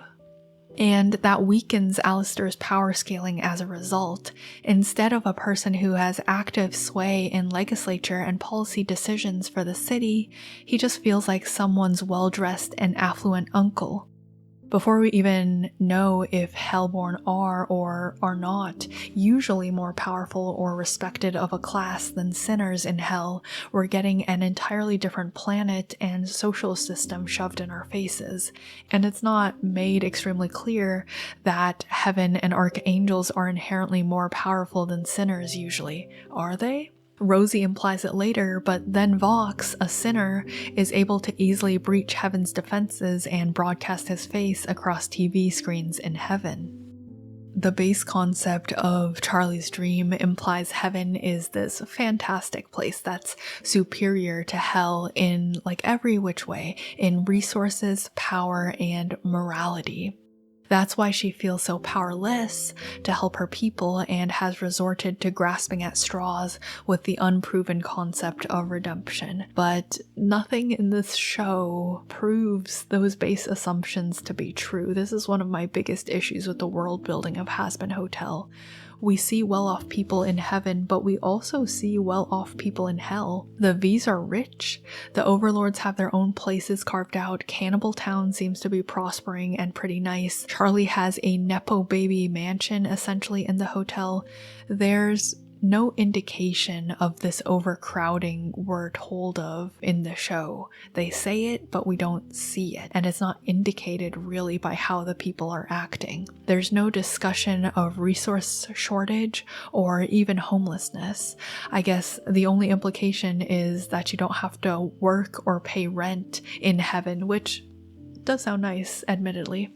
As for power, the difference doesn't seem that big either. Sure, the angels are scary at first, but very quickly Hell figures out they can be killed with angelic weapons, and there's no discussion on how rare that resource is in Hell, so angelic creatures go from entities that are untouchable to ones that can be pretty easily killed. Despite that, Rosie acts like it's common knowledge even the strongest sinner is inherently weaker than your average archangel. I kinda don't believe her, because if that was the case, Alistair wouldn't have picked a fight so flippantly with Adam. He likes Charlie and the hotel, but not that much, not at the expense of his own magic and pride. And then Nifty stabs Adam with a dagger afterwards without even using her overlord level magic, and that's that. Just one average angelic steel dagger and archangel down. The show does not prove to the viewer heaven's creatures are inherently stronger than hell's. And by building a death ray, a sinner from hell, Vox, is able to instantly shatter the barrier around heaven, which took multiple high angels to set up, thus implying Lucifer alone is somehow more powerful than the current council of high angels and Sarah, the highest angel, put together, which I'd say should not be the case, especially since Lucifer probably doesn't use his powers that much. He should be like out of practice. Again, Vox should not be able to broadcast to heaven so easily if you want heaven to seem like this all-powerful, untouchable, unreachable place. And actually, I'd say Charlie shouldn't be able to go up to heaven at all to plead her case. No sinners or devils should be able to reach it. Isn't the entire point of Lucifer's banishment that he can never reach heaven again? It shouldn't be so easy for his daughter to do so. When they can just come and go so casually, the questions about why can't Sir Pentious pop down to hell for a visit, or why can't Charlie go up to visit him, become valid. There's potentially an easy fix for this though, as heaven is a planet, just make it more distant. So far away physically, travel is essentially impossible, but angels like Adam and Lute can astral project / travel in a way where they can smite souls but are not physically present in hell. I'm pretty sure Adam can already astral project in the show, so work with that. Something along those lines would explain why winners like Pentious can't visit hell. He doesn't have that power, though it doesn't explain why heaven didn't let him video call hell to let his friends know he was alright. Lastly, morality. Charlie's dream hinges on the idea heaven is a good and desirable place to go. The idea is, if we can just push the sinner up the ladder to heaven, that's objectively the best for their happiness. But is it? When the first representative we meet from this supposed utopia is a misogynistic, crass dude bro Adam who objectifies women. If even archangels can be flawed and bloodthirsty mass murderers, just what differentiates heaven from hell aside from the color palette and sanitizing wash of privilege? As it stands, heaven doesn't feel like a magical place, it just feels like another city. A neighboring city which can be exploded with a weapon of mass destruction, which also has incompetent people running the government and misogynistic men in power. If heaven isn't actually a perfect and desirable place, why would Charlie still want to send her friends there after learning about angelic weapons and how to fight back and protect her people against exterminations? And that, of course, brings me to redemption should not be possible. Redemption meaning a sinner actually being apparated into heaven in the way that's portrayed in this show. I'll explain, but think about it a little bit. What does Sir Pentious actually gain from being redeemed that he did not already have in hell, aside from a cool white colorway? The redemption of sinners by the universe implies a universally objective, true criteria for good and evil. And that has a lot of implications, because we see in this story the people in hell are not all horrible, they're just regular people. So, Sir Pentious being the first redeemed sinner in heaven implies all the hundreds and hundreds and hundreds of sinners the angels have killed over the years before now were not good people and did not deserve a second chance. It also kneecaps the future ability to kill characters, because if a character dies in hell and they're a decent person, a main cast member for example, we're obviously expecting to see them in heaven, which makes it difficult to remove characters from the story and underline consequences. Additionally, what makes it so angels that commit corrupt deeds in heaven like Adam do not fall to hell upon death? We know angels can fall because Lucifer, and I think the show is foreshadowing Lut will fall in the future. We're getting into what crimes warrant eternal damnation territory, and obviously that's something that's hotly debated in real-world religions. It's also really restrictive on the writing, because how are the characters going to keep making progress if redemption is possible? Each time their character arc progresses however far, they're gonna go up to heaven and leave the main cast, will lose a cast member, and no happily ever after reunion in heaven together, because Charlie is a hellborn demon and not a sinner. She has no sins to redeem. The only solution I see for that problem is either opening heaven's restrictions and allowing free travel between their realms, or pushing off character growth until the end of the show and leaving us with and everyone at the hotel had hope to keep working toward redemption ending. I don't know if I'm a big fan of either of those options. But of course, by redemption with a capital R should not be possible, I don't mean redemption shouldn't be possible. The entire show is about growth and self-improvement and making up for past mistakes. What I mean is, the citizens of hell should not be defining redemption through heaven's guidelines in the first place, when heaven is characterized as the genocidal upper class. I think it's not the best message to show the oppressive society of heaven is by God correct in their judgment of morality through the concrete redemption of Pentious. Very clearly, characters can grow for the better without being incarnated into heaven, and it would kind of make more sense if this is the lesson Charlie learns through the hotel. Even if she'll never be able to prove sinners can get into heaven through self-improvement, sinners improving themselves for the lives they currently have in hell is still a good thing and valuable, not only for themselves but also for their friends and the people around them. This allows for a more focused story on the hotel and its residents itself, without forcing the show to bear the pressure of exploring an entire second society and world building the universe's morality system. which is where a lot of the show's world-building weaknesses and plot holes show through. The material is being stretched too thin and tearing due to the massive scope the show is attempting to span in 8-episode seasons. Also, please don't tell me all of hell suddenly forgave heaven for genocide due to one friendship song. That's just as ridiculous as the gift baskets with the really good taffies, because that's how it might come across if the angels are all of a sudden cool with hell in season 3 because Viv wants to move on to other plot points. Of course, cutting out a lot of the heaven content, at least until later seasons, drastically changes the nature of the show.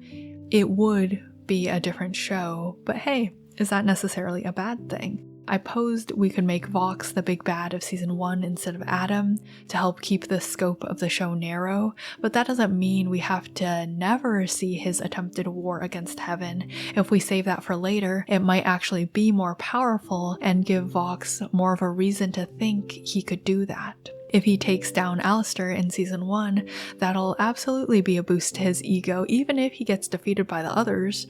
He beat Alistair, hey, that was the one thing kind of holding him back mentally. Then we could get the Vox Populi and Vox Dei songs just later, which might make Vox actually a scary villain if he's finally gotten over his Alistair hangup and is no longer so easily rage-baited and tripped up by Alistair just poking him a couple times.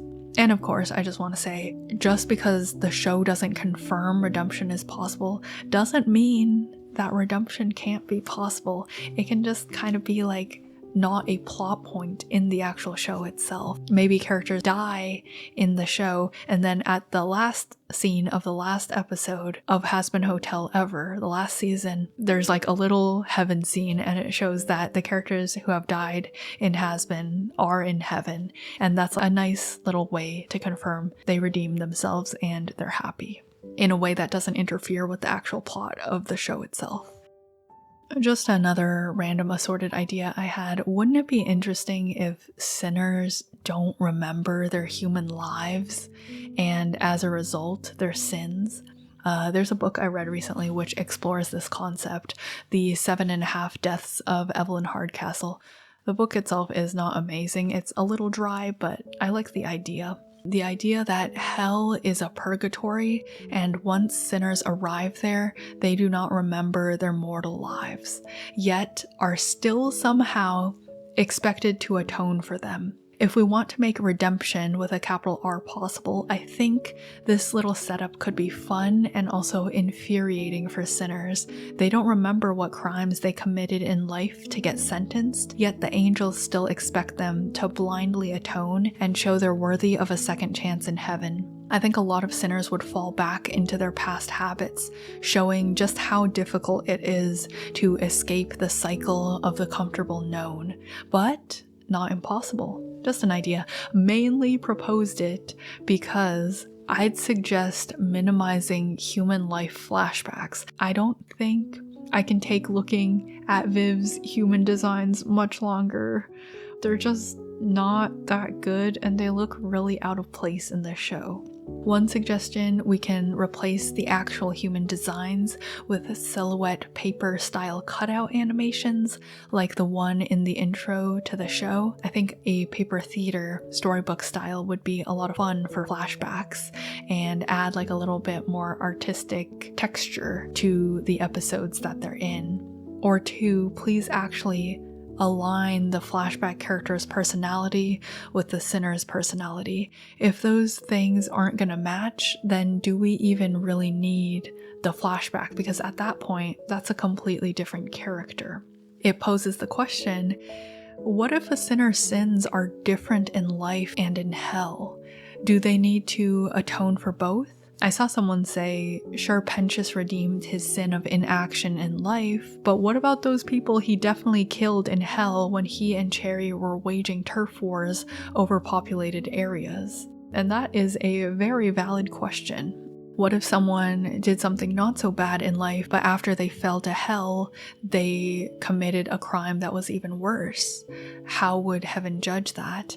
Does heaven not count sinners and demons as valuable lives if they didn't view Pentius's turf wars as a sin? That's another disturbing morality implication, to say that heaven is correct and then show heaven doesn't view members of the lower class as people, and therefore does not condemn Lut or Adam for their exterminations because they don't see the hundreds of deaths of sinners and hellborn as murder. Interesting. Definitely some food for thought. Obviously, those implications are not intentional, but that's what happens when you use the concepts of heaven, hell, sins, and redemption in your original fictional world. I'm sure Viv is not thinking of the implications of the character's actions and the world's actions in the context of Christianity. But hey, if you name your characters after the people in the Bible, then yeah, you're obviously going to get critiques about why is Lucifer not evil when he's named after the devil. And people are going to have issues with why the setting is called hell when the world and characters don't seem that bad. Hell isn't that bad in Hazbin Hotel because it's not actually hell from the Bible. It's just a city populated by various creatures, including ones inspired by demons. Essentially, the showrunner liked the aesthetics, so she used them as set dressing and called it a day. And of course, we all know the Bible fandom is famously chill and non-toxic. That's not to say I don't have any level of understanding for her. I also used to make vaguely Christianity-inspired characters and story ideas when I was in middle school, because that's a very normal way for queer people to reclaim the power religious guilt exerted on them growing up. Mainstream Christianity is very exclusive, especially in the early 2000s and 2010s. Taking ideas from the Bible and from religion and working them into your own characters and stories is reclaiming those ideas. And it's fantastic. Viv's version of both heaven and hell are so LGBT plus friendly, and queer identities are so normalized in this universe. As a whole, I think seasons 1 and 2 of Hazbin Hotel do more good than harm for sure. But that's not to say there are no areas of improvement, and I wish the creative team would be more open to hearing what people are saying and consider taking that into account to perhaps fix some of these issues instead of having the snap defensive reactions of making jokes about the show being too red and forcing Charlie to act like a lol cow the way the showrunner has been known to do on social media. There is a difference between a personal OC existing in your sketchbook and that character existing in a show on a major platform like Amazon Prime. Once you begin profiting off your original characters and world in partnership with Daddy Bezos, you lose the right to police the public's reactions. You made the characters and story public in exchange for money, praise, fame, and the chance to see your characters animated buttersmooth, and in return, you must accept the consequences of said publicity, criticism, critique, and people interpreting the characters and story through their own personal lenses. I really think it's valid for people to get upset over how religious morality is portrayed in Hazbin Hotel because the show uses religious names and concepts and iconography. I think it's also valid for people to get upset about how race is portrayed in Hazbin and have that be a factor up for discussion because the show chose to depict racially charged scenes and implications, and the show does not exist in a vacuum. The characters and stories no longer exist solely within the confines of the showrunner's cranium. They are no longer original character do not steals if they have merchandise in Hot Topic. You put the character on the screen to be seen by the masses, so seen they will be, and not everyone's gonna like what they see. Yeah, the show is overhated and people have been launching smear campaigns on the creator. I don't really know anything about the showrunner personally. I'm sure some of the claims are valid and others are overblown, just like with anything. I've also heard the animation studio Spindlehorse has come under fire for not having the best business practices. I'll link a video about that, but again, those are allegations at the moment, unproven. All I can say is to the creator, spend less time online and please be a good person. And for the studio, pay your animators, don't be sleazy. Lastly, about the cursing, it's not a deal breaker, but it is excessive and just unnecessary. Hazbin is a show aimed at older audiences, yeah, but excessive cursing doesn't feel mature. It just feels like the script was not edited properly. Grown-ups don't curse that much and not in that way, which places emphasis so often on the curse word itself. That is a kiddie thing, to say a curse word and expect it to have impact because, ooh, I'm cursing, ooh, I'm so edgy. Cursing's also a personal habit that varies from character to character. For example, I didn't mark any of Cherry Bomb's curses as gratuitous during my watch through because it felt natural and in character for Cherry, whereas other characters like Charlie and Alistair, it kinda hindered their characterizations. We'll wrap up with some predictions, I guess. Let's see. I believe Viv said in an interview seasons 3 and 4 had color themes, and those colors were purple and green for 3 and gold for 4. To me, that sounds like Alistair and maybe Lilith or Valentino for season 3, and more heaven type stuff for season 4. Interesting all around. I just hope that doesn't mean we have to wait until season 4 to get more loot action. Alistair as an antagonist for season 3. Why yes, that does sound delightful. Overall, I'm pleasantly surprised by how much I enjoy Alistair as a character. Didn't think I would. Thirst traps are usually not my cup of tea, but I won't even lie, Viv making the Tumblr sexy man of her show Ace was kinda hilarious. That makes me crack up so hard. Second only to what Gooseworks did with Jax, and I actually do like Alistair's Ace representation. I liked how it was confirmed by Rosie in the show proper, so no one can dispute it, and how Alistair himself is too grandpa to realize, and also how that plays into his fallout with Vox, who very clearly wants him carnally. I appreciate as well how Alistair and Vox's relationship, as it is now in the show, is not ship baiting for once. Very clearly, Alistair does not like Vox and does not see him in that way. In fact, he seems to be able to barely tolerate him. I liked how slippery and weird Alistair is around the hotel, how he's essentially just hanging out there for funsies. In season 2, we learned that Alistair's contract holder is Rosie, and the reason he's at the hotel is because Rosie told him to go there. I actually don't really like this, solely because I had a more interesting theory after watching season 1 and the pilot.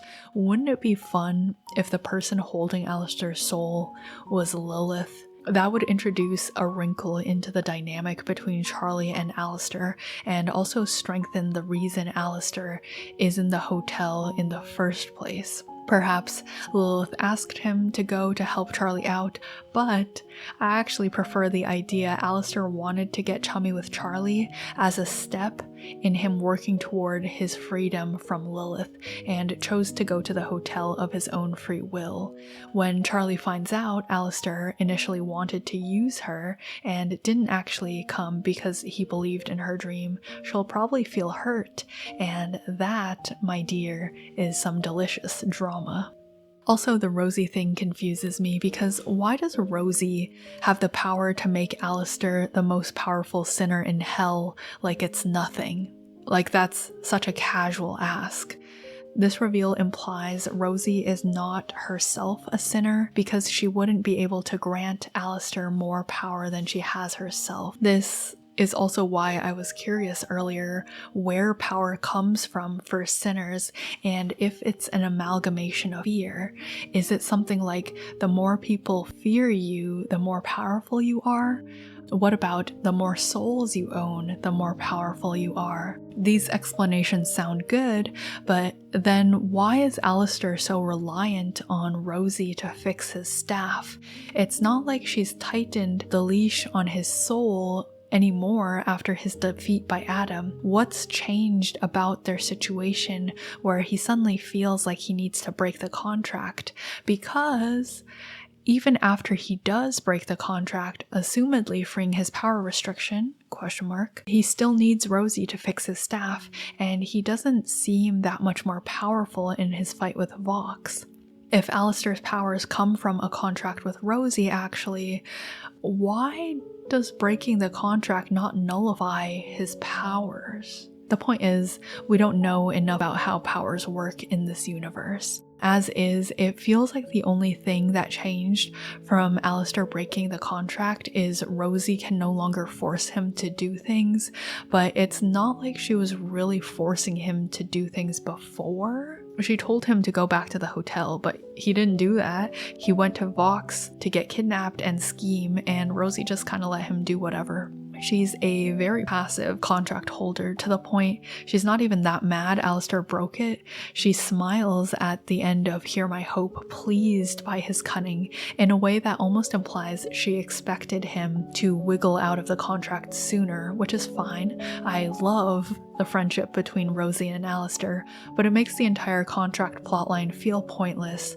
when the setup was so promising and serious at the end of season 1. I guess if we want to keep that tension, we can always say Alistair somehow had 2 contracts on his soul and Lilith owns the other one, and that's the contract that's still restricting his powers, maybe, and that's where he was for years when he vanished with Lilith. There's something we can work with if we really want to, but I'm not sure if that's what the showrunner wants to explore. Regardless, I'm curious what Alistair's goals are now that he's free, and I hope they have to do with consumption. Again, his cannibalism motif is one of my favorites of his, and I really want to see Alistair doing bad things, like maybe eating a resident of the hotel after they've been pumped up with hopes and dreams again. Like maybe a hopeful, redeemed sinner is tastier than a despair-riddled one. Saw another theory that Alistair wants to take Lucifer's place as the king of hell. I don't know about that. He does seem interested in Lucifer in general.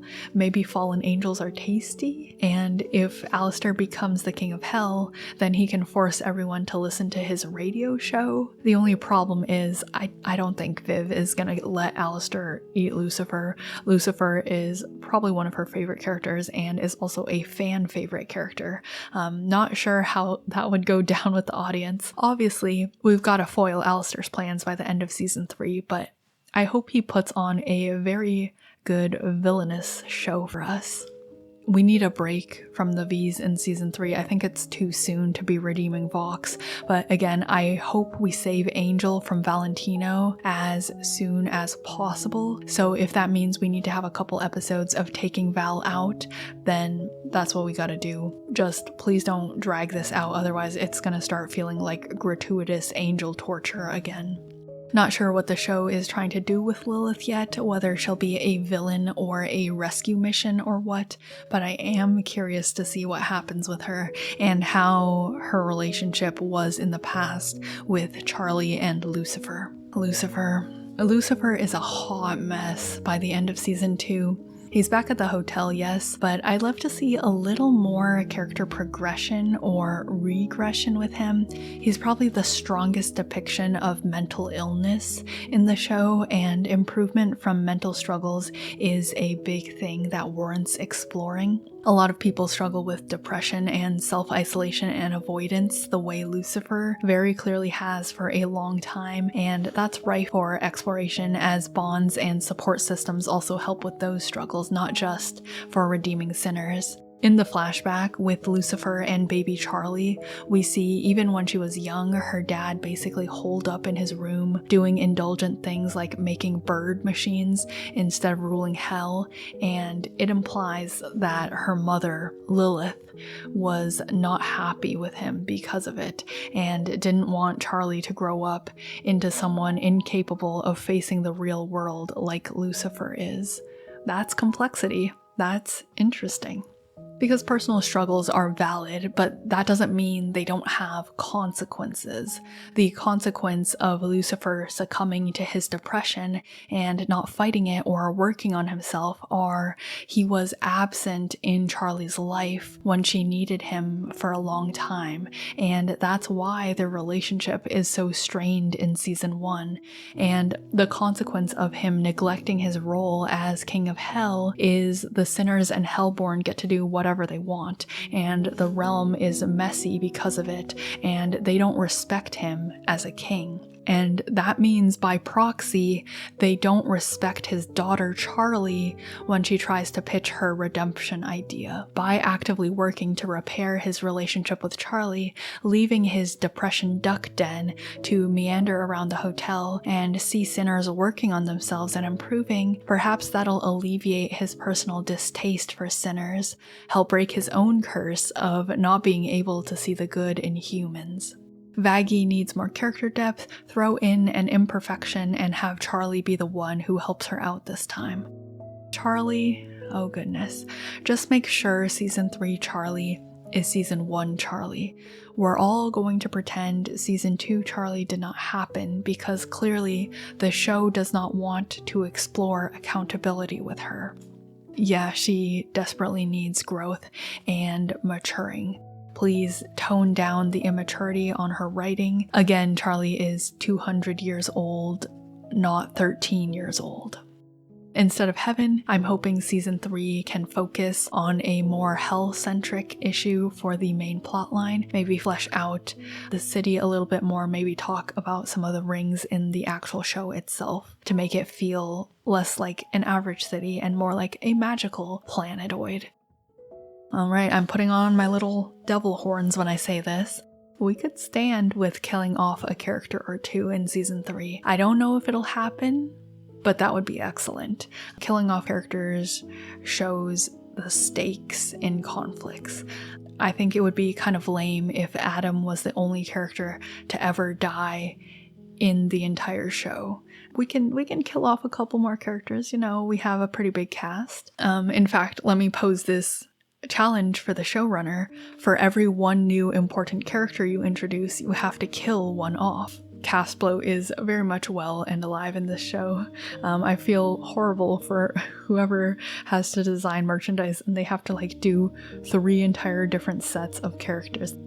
I think that's all I have today pretty much. This was supposed to be a short reaction video and the script ended up being 32 pages long. I'm sure I'm forgetting something and I'll think about it later and go, oh gosh darn it, I should have put that in the video, but that's okay. There's plenty of material here already to start a discussion. Anything else I got to say?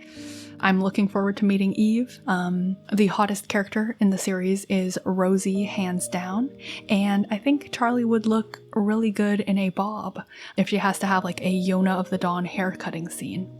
Okay, that's it. Thanks for watching. Bye. I will see you in the next video.